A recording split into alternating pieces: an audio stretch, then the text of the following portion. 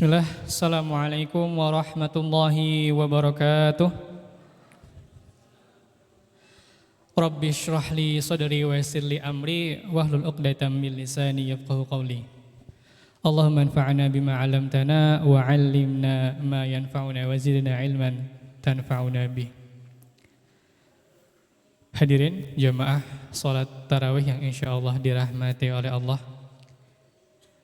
Segala puji syukur kita hadirkan kehadirat Allah Subhanahu wa taala yang mana alhamdulillah pada malam hari ini Allah kumpulkan kita di sini. Yang mana rasa syukur yang tak terkira ketika Allah masih mengumpulkan kita dengan orang-orang yang soleh. Karena fenomena-fenomena baru ini khususnya untuk teman-teman yang SMA, yang SMP, yang SD. Ada rasa syukur yang harus antum panjatkan adalah ketika kita di sini masih bisa mengenal indahnya iman, indahnya Islam. Karena kita nggak akan tahu di luar sana bagaimana teman-teman kita. Ada sebuah fenomena baru, sebenarnya bukan fenomena baru tapi mungkin ini udah lama. Di mana teman-teman antum-antum semua ini yang mungkin notabene dari usia 15 sampai 25 tahun, dimana sekarang kita melihat sosmed itu benar-benar menjangkit ke semua anak muda. Tidak mungkin anak muda nggak ada yang kenal namanya Instagram, tidak mungkin anak muda nggak kenal yang namanya TikTok, ataupun mungkin anak muda yang update tahu mungkin namanya Clubhouse. Ada yang tahu Clubhouse? Aplikasi sekelas Spotify, ada yang tahu Spotify? Anchor? Antum liburan ngapain aja? Jadi di luar itu fenomenanya ada namanya agnostik, teman-teman. Apa itu agnostik? Agnostik itu adalah selangkah menuju ateis, di mana mereka masih percaya agama, cuma mereka menanyakan eksistensi dari Allah. Ibarat kata, kalau kita kenal sekarang kapitalisme, sekulerisme, di mana memisahkan antara agama dan kehidupan. Jadi kita hidup ya hidup aja. Agama cuma dipakai ketika apa? Pernikahan. Agama dipakai cuma ketika apa lagi? Adat istiadat pernikahan, ketika pengajian. Pokoknya mereka benar-benar menganggap bahwasannya hidup ini adalah sekumpulan materi. Gampangannya gini, teman-teman. Teman-teman antum di luar sana nih, yang SMP, yang SMA, itu mereka yang hobinya ngegame. Mungkin gamenya apa? Kalau antum di rumah mainnya? ML, apalagi? PUBG, apalagi? Free Fire, apalagi? Catur, gara-gara kemarin viral itu, Dewa Kipas, enggak, jangan. Nah, mereka itu, teman-teman antum di luar sana, pada membuat sebuah grup di kelasnya. Kalau anak-anak muda pasti paham lah, Discord ya. Dimana ketika kalian lagi live game, terus ada suatu obrolan-obrolan baru di mana kalian masih sholat gak sih gitu. Terus ada yang bilang, enggak kok, aku enggak sholat, tapi buktinya aku masih bisa hidup. Terus ada yang letuk, enggak kok, aku enggak sholat, tapi buktinya masih bisa makan. Ini adalah salah satu bentuk penyimpangan teman-teman antum di luar sana ya.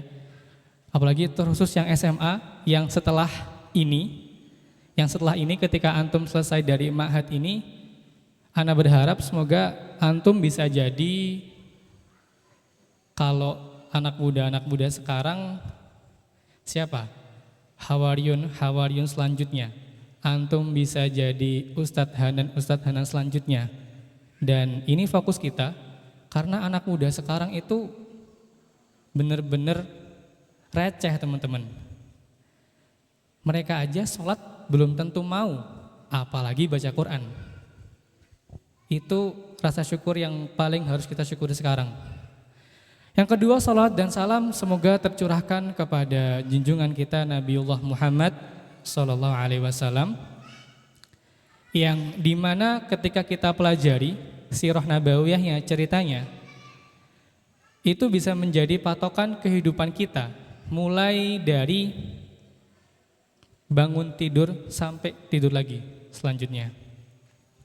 Nah, jamaah sholat tarawih yang insya Allah dirahmati oleh Allah, terusnya teman-teman yang SMA, yang SMP, yang SD. Ada seorang pemuda di zaman Rasulullah yang waktu itu ceritanya di tahun sekitar 6 Hijriah atau 7 Hijriah awal. Namanya adalah Dihya bin Khalifah Al-Kalbi. Ada yang pernah dengar namanya? Dihya bin Khalifah Al-Kalbi, seorang pemuda yang Ibnu Hajar pernah menukil dari riwayat Ibnu Abbas. Ketika Dihya berjalan di kota Madinah, tidaklah seorang gadis itu keluar dari rumahnya kecuali untuk melihat dia. Coba bayangin, seorang pemuda namanya Dihya bin Khalifah Al-Kalbi. Beliau adalah seorang pemuda yang menjadi tangan kanan Rasulullah. Dan ketika Dihya itu berjalan di kota Madinah, seluruh gadis-gadis di kota Madinah tuh semua keluar cuma buat ngelihatin Dihya itu. Ibarat kata Dihya tuh gantengnya sekelas siapa di sini yang paling ganteng? Danis. Siapa yang paling ganteng di sini? Mungkin lebih ya. Bahkan sampai Dihya ini dalam beberapa riwayat malaikat Jibril itu sering datang ke dunia dan menyerupai mukanya Dihya ini. Nah, ada satu kisah seru di mana ketika Dihya masih muda, terus yang jadi pertanyaan kita adalah ketika ada anak muda ganteng kan ya, ibarat kata gantengnya sekelas siapa? Danis. Siapa? Ya katakanlah sekelas Torik ya, misalkan lah gantengnya ya gitu loh. Soalnya sekarang tuh akhwat-akhwat di luar sana tuh kadang enggak terlalu suka cowok yang putih-putih banget gitu. Sukanya agak kulit-kulit sawo matang gitu misalkan lah ya. Coba ketika ada anak muda seganteng Torik ya, terus dia kaya raya, punya segalanya, kebayang enggak gimana gaya hidup di usia mudanya? Kalau menurut teman-teman, ketika ada orang anak muda, ganteng, ya kan, kaya raya, punya banyak privilege. Ada yang tahu privilege artinya apa? Privilege itu kalau yang orang-orang Jakarta pasti tahu. Privilege itu kayak kelebihan, gift, hadiah yang Allah kasih sejak lahir. Misalkan ada orang yang udah ganteng dari lahir misalkan ya. Ada yang orang itu ganteng karena dia memang ganteng dari lahir, berarti dapat privilege kayak gitu. Misalkan kayak Abid nih, ganteng dari lahir misalkan ya. He got the privilege, dia dapat privilege-nya kayak gitu. Misalkan kita lihat ada anak muda nih, ya kan? Seganteng Torik, seganteng Abid, duit banyak. Kira-kira usia mudanya dihabisin buat ngapain? Mungkin gak usia mudanya dihabisin di pesantren? Mungkin, itu kalau kamu Danis. Mungkin gak anak seusia itu yang masih muda dengan kegantengan yang luar biasa, dia bakal rajin datang ke kajian? Mungkin gak? Mungkin, ya kita di sini ya. Tapi kalau di luar, jawabannya sangat-sangat gak mungkin. Karena anak-anak muda pasti mereka ngerasa, lah buat apa sih sholat? Toh juga usianya masih lama, toh juga hidupnya masih lama, nggak mungkin aku mati besok. Itu anak-anak muda zaman sekarang. Mereka nggak akan ingat sholat kecuali usianya udah tua. Mereka nggak akan ingat untuk beribadah karena mereka ngerasa hidup di dunia itu masih lama. Tapi Dihya ini berbeda. Dihya bin Khalifah Al-Kalbi itu di tahun 7 Hijriah diminta oleh Rasulullah pergi ke Kaisar Romawi, Kaisar Heraklius. Ada yang tahu? Kaisar Heraklius, seorang kaisar Bizantium pada saat itu yang benar-benar pada saat itu di tahun 7 Hijriah, dua kekuasaan besar di dunia, salah satunya adalah Kaisar Romawi. Dan dia di usia semuda itu diminta untuk menyampaikan risalah dakwah, surat panggilan untuk masuk Islam ke Kaisar Romawi. Coba kita bayangin, Danis, misalkan kamu sekarang disuruh ke Pak Jokowi ngasih surat, Pak Jokowi, saya mau Bapak apa misalkan? Oh enggak, jangan. Misalkan kamu Danis ya kan, disuruh ke Pak Jokowi buat nyampein surat plus menyampaikan pendapat, Pak kenapa negara kayak gini? Kamu berani apa enggak? Sherlock.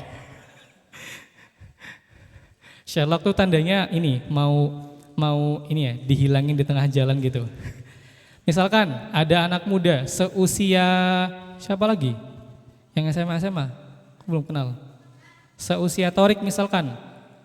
Terus detik ini juga disuruh ke Bupati Temanggung, ya kan? Buat ngasih surat, Pak Bupati saya minta tolong dana buat pembebasan lahan di samping Zabiza. Berani apa enggak? Ini kita bicara konteks kebaikan loh. Berani apa enggak? Beraninya sampai mana? Sampai kantor apa cuma sampai halaman? Sampai Pandean. Nah, tapi si Dihya ini tuh berani sampai masuk ke kantornya si Kaisar Romawi, seorang pemimpin terbesar pada zaman itu, dan menyampaikan risalah dakwah untuk memeluk Islam yang resikonya nyawa.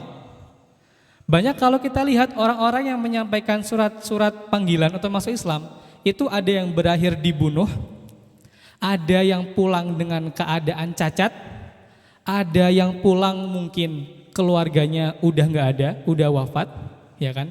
Jadi resikonya nyawa teman-teman. Resikonya kalau sekarang bahasanya apa? Hilang dari peredaran gitu. Udah nggak ada gitu. Resikonya kayak gitu. Orang di zaman dahulu buat menyampaikan risalah dakwah. Tapi si Dihya ini berani. Dan let's see, kita akan Mas coba bacain beberapa perkataannya dia pada Kaisar Romawi. Dengan berani, jadi katakanlah misalkan teman-teman bayangin ada seorang kaisar ya di depan ya lagi duduk pakai singgasananya, terus seorang pemuda seusia Torik datang, terus dia bilang kayak gini, wahai Kaisar, saya diutus oleh orang yang lebih baik dari Anda, dan yang mengutusnya lebih baik dari dia dan Anda. Maka dengarkan dengan kerendahan hati dan penuhilah. Karena kalau Anda tidak mendengarkan dengan kerendahan hati, maka Anda akan celaka. Itu pemuda yang berani ngomong ke kelas Kaisar. Terus Kaisar menjawab, baik, silahkan dilanjutkan. Dia pun ngomong lagi teman-teman. Wahai Kaisar, percayakah Anda bahwa Al-Masih itu melakukan sholat? Kaisar pun menjawab, iya, saya percaya. Kemudian dia lanjut lagi. Wahai Kaisar, saya mengajak Anda untuk menyembah zat yang disembah oleh Al-Masih dalam sholatnya. Ini Al-Masih maksudnya Nabi Isa ya pada saat itu ya. Dan saya mengajak Anda untuk menyembah zat yang mengatur langit dan bumi ketika Al-Masih masih berada di perut ibunya. Dan saya mengajak Anda untuk menuju kepada Nabi yang ummi, yang tidak bisa baca tulis.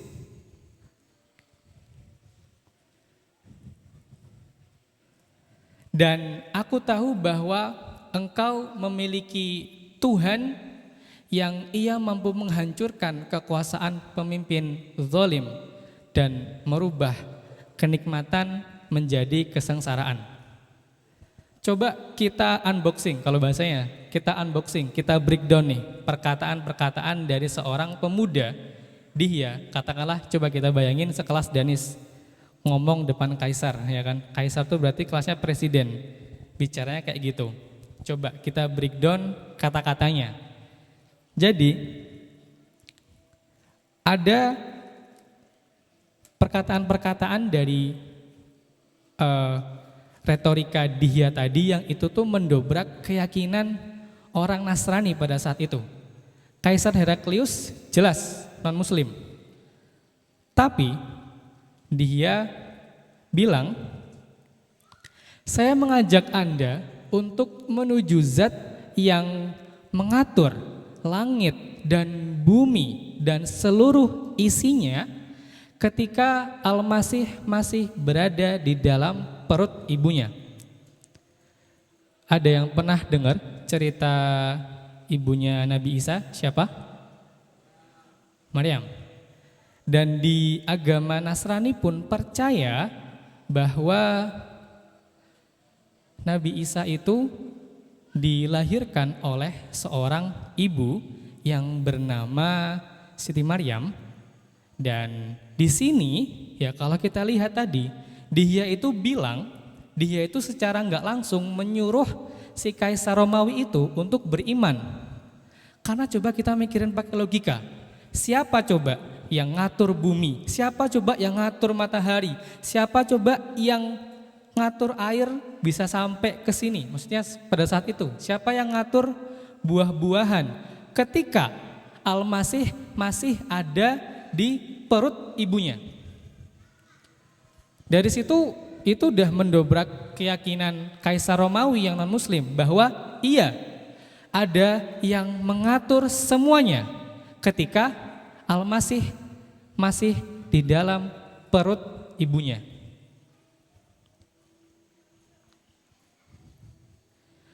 Jadi mungkin kalau kita lihat di sekarang, kalau teman-teman perhatiin, Islam dan Nasrani mungkin berbeda pendapat soal urusan ketuhanan yang antara Nabi Isa. Tapi orang Nasrani pada saat itu, Kaisar Heraklius, dia enggak mengelak loh ketika dibilangin ada loh yang mengatur bumi, ada loh yang ngatur matahari, ada loh yang ngatur bintang ketika Tuhanmu itu masih dalam perut ibunya. Ini pertanyaan logika ya teman-teman. Dan di situ adalah suatu retorika yang indah dari sahabat Dihya bin Khalifah Al-Kalbi yang mana disetujui oleh Kaisar Heraklius pada saat itu. Dan pernyataan kedua adalah, saya mengajak Anda untuk menuju kepada seorang nabi yang ummi. Ummi itu artinya nabi yang tidak bisa baca tulis. Karena kalau kita lihat di Sirah Nabawiyahnya pada saat itu, Kaisar-Kaisar Romawi pun tahu kalau nabi terakhir adalah seorang yang tidak bisa baca dan tulis. Nah, menurut teman-teman nih, setelah Dihya tadi udah menyampaikan berbagai macam panjang ya, nggak terlalu panjang dari perkataannya kepada Kaisar, gimana akhirnya? Apakah Dihya dibunuh? Apakah Dihya dicincang? Apakah Dihya dibiarin pergi? Ataukah yang dibiarin pergi cuma bajunya, alias orangnya udah menghilang? Menurut teman-teman bakal kayak gimana akhirnya? Ada yang bisa? Kalau antum jadi sutradara film, kira-kira akhir yang paling tragis mau jadi apa? Meninggal, dibunuh, dicincang gitu. Kayak mungkin yang pernah nonton film-film yang tentang psycho gitu. Atau lebih ngeri lagi. Atau mungkin meninggal, kepala ininya dipisah semuanya. Terus tahu-tahu bajunya yang dikirim ke Rasulullah gitu. Ada yang tahu ending ceritanya? Atau mungkin endingnya Dihya dikasih seorang istri, dikasih harta, Dan raja itu bilang, kamu neng kene wae, ikut sama aku, tak biayai semua fasilitasmu, dan asalkan kamu ikut sama aku. Ibarat kata jadi orang kepercayaan Raja Heraklius. Kalau antum jadi dia, ditawarin yang terakhir, misalkan ketemu Presiden Jokowi, udah kamu sama aku, tak jadi menantuku, semua tak cukupi, milih mana? Milih, misalkan kasih pilihan, milih dibunuh atau milih jadi menantu? Dibunuh tapi syahid ya. Kalau jadi menantu berarti kafir, milih mana? Dibunuh, yakin? Yakin tapi ngomongnya nggak yakin. Endingnya adalah Kaisar Romawi ini ngasih hadiah ke Dihya, dikasih hadiah banyak dan Dihya disuruh pulang. Happy ending ya ini ceritanya. Dan walaupun Kaisar Heraklius ini masih belum mau beriman. Walaupun Kaisar Heraklius ini tahu kalau ada nabi terakhir yang bakal muncul, cuma hidayah tuh belum masuk ke hatinya. Itulah tadi sedikit cerita tentang pemuda di zaman Rasulullah yang berani datang ke kantor Kaisar Romawi untuk menyampaikan surat dakwah panggilan untuk menyembah agama Islam. Dan semoga dari kita akan ada yang menjadi Dihya selanjutnya, akan ada yang menjadi Al-Fatih selanjutnya, karena Roma masih belum ditaklukkan. Wabillahi taufiq wal hidayah. Wassalamualaikum warahmatullahi wabarakatuh.